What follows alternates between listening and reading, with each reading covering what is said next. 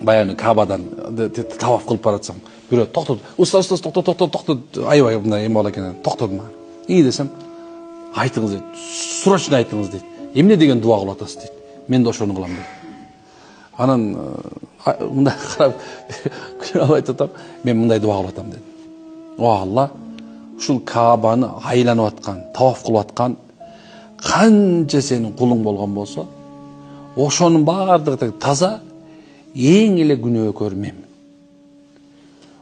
Ушул таза адамдардын кылып аткан амалы, дуасынын берекети мен амалымда, мен дуамда кабыл кылды дуа кылам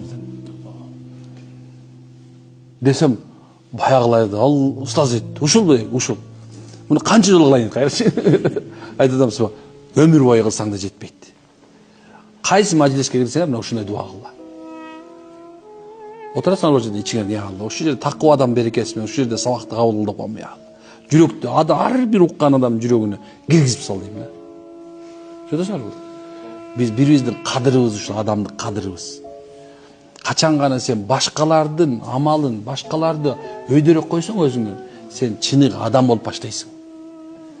Эгерде качан сен адамдардан өзүңдү да кошпашсаң, анда сен айбансың. Чын акмаксың, надансың, жахилсиң, илимсизсиң. Илимиң туруп илимсиз, кара, илимиң туруп байлыгың бар туруп кедей, акылың бар туруп акмаксың. Жодосуздарбы? Бул мен айткан жокмун муну. Муну чоң Хасанул Басри рахималлах чоң бир аулия зат ушинтип айткан.